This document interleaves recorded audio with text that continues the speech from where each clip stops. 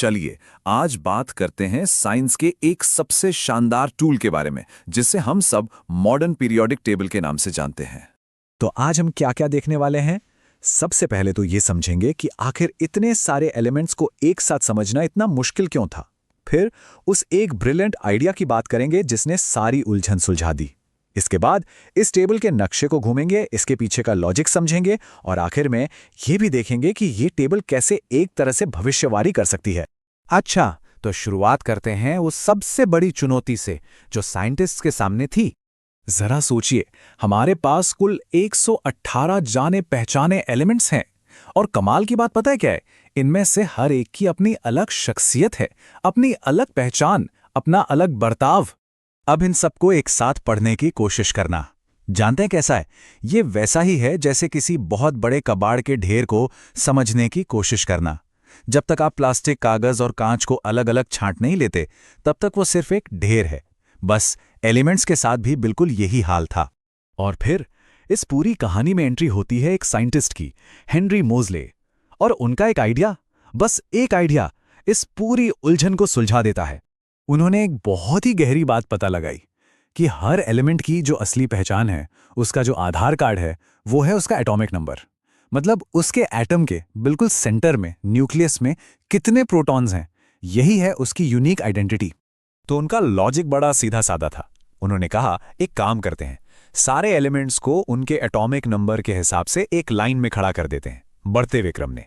और जैसे ही ऐसा करते हैं, एक जादू होता है। ये दिखता है कि कुछ कुछ गैप के बाद एलिमेंट्स की प्रॉपर्टीज रिपीट होने लगती हैं। बस फिर क्या था, जिन जिन की प्रॉपर्टीज मैच हो रही थी, उन्हें एक के नीचे एक रखते गए और बन गई हमारी पीरियोडिक टेबल। तो चलिए अब इस कमाल के नक्शे को जरा करीब से देखते हैं। आखिर इसकी ज्योग्राफी हमें क्या बताती है? इस टेबल में दो तरह की लाइनें दिखेंगी। जो ऊपर से नीचे की तरफ वर्टिकल कॉलम्स हैं, उन्हें हम कहते हैं ग्रुप्स। और एक ग्रुप में जितने भी एलिमेंट्स होते हैं ना, उनकी केमिकल आदतें काफी मिलती जुलती हैं। और जो बाएं से दाएं की तरफ लेटी हुई लाइनें हैं, हॉरिजॉन्टल रोज, उन्हें कहते हैं पीरियड्स। अब इस ज्योग्राफी को और गहराई से समझने के लिए इसे 4 खास ब्लॉक्स में भी बांटा गया है, एस, पी, डी और एफ। ये असल में हमें उस एलिमेंट के एटम के अंदर इलेक्ट्रॉन्स के एड्रेस के बारे में बताते हैं कि वो कहाँ रहते हैं। अच्छा, ये तो समझ आ गया कि एक ग्रुप के एलिमेंट्स एक जैसा बर्ताव करते हैं, पर सवाल ये है कि क्यों? आखिर ऐसा क्यों होता है? इसके पीछे एक बड़ा गहरा राज है, और वो राज है वैलेंस इलेक्ट्रॉन्स का। ये वो खिलाड़ी हैं जो खेल में असल में हिस्सा लेते हैं। मतलब ये किसी भी एटम की सबसे बाहरी वाली परत में होते हैं, और यही वो इलेक्ट्रॉन्स हैं जो केमिकल रिएक्शन में आगे आते हैं और तय करते हैं कि कौन किसके साथ जुड़ेगा। चलिए इसको एक उदाहरण से समझते हैं। फ्लोरीन और क्लोरीन को लेते हैं। ये दोनों एक ही ग्रुप में हैं, और इसका कारण दोनों के सबसे बाहरी ऑर्बिट में ठीक 7 वैलेंस इलेक्ट्रॉन्स हैं, 7। और बस इसी वजह से इन दोनों का केमिकल बिहेवियर इतना मिलता जुलता है। ये बिल्कुल केमिकल कजिन्स की तरह है। और पता है, ये जो पूरी बनावट है, ये सिर्फ टेबल को अच्छा दिखाने के लिए नहीं है, ये इसकी असली ताकत है। इसी लॉजिक की वजह से ये टेबल एक पावरफुल प्रिडिक्टिव टूल बन जाती है। मतलब ये हमें पहले से बता सकती है कि कोई एलिमेंट कैसा बर्ताव करेगा। तो चलें एक भविष्यवाणी करके देखें। सोचिए, अगर हम किसी भी एक ग्रुप में ऊपर से नीचे की तरफ चलते हैं तो एटम का साइज घटेगा या बढ़ेगा? इसका जवाब ना बहुत सिंपल है। जैसे ही हम ग्रुप में एक कदम नीचे जाते हैं, एटम में एक नई परत, एक नया शेड जुड़ जाता है, बिल्कुल प्याज की परतों की तरह।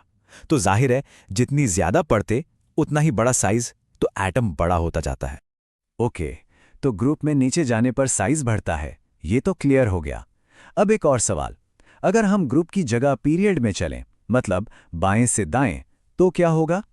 तब किसी एटम से एक इलेक्ट्रॉन को बाहर निकालने में जो एनर्जी लगती है, वो कम होगी या ज्यादा? जैसे जैसे हम पीरियड में बाएं से दाएं जाते हैं, एटम के न्यूक्लियस की पावर बढ़ती जाती है। वो अपने इलेक्ट्रॉन्स को और मजबूती से पकड़ लेता है। अब अगर कोई चीज कस के पकड़ी हो तो उसे छुड़ाना मुश्किल होगा, है ना? बस इसीलिए इलेक्ट्रॉन को बाहर निकालने के लिए ज्यादा से ज्यादा एनर्जी लगती है। इसी एनर्जी को हम आयनाइजेशन एनर्जी कहते हैं, और ये बाएं से दाएं जाने पर बढ़ती है। और इन्हीं प्रिडिक्टेबल ट्रेंड्स की वजह से हर ग्रुप की अपनी एक खास पर्सनैलिटी बन जाती है। जैसे ग्रुप 1 के एल्कली मेटल्स हैं, जो बहुत रिएक्टिव होते हैं, हमेशा अपना इलेक्ट्रॉन किसी को देने के लिए तैयार। वहीं दूसरी तरफ हैं ग्रुप 18 की नोबल गैसें, एकदम साधु संत, जिन्हें किसी से कोई लेना देना नहीं, वो बिल्कुल स्टेबल और अनरिएक्टिव रहती हैं। तो कुल मिला के बात यह है कि ये पीरियोडिक टेबल सिर्फ एक क्लासरूम का चार्ट नहीं है। नहीं, ये असल में पूरे यूनिवर्स में मौजूद मैटर का एक शानदार नक्शा है। हर चीज जो बनी है उसका गाइड।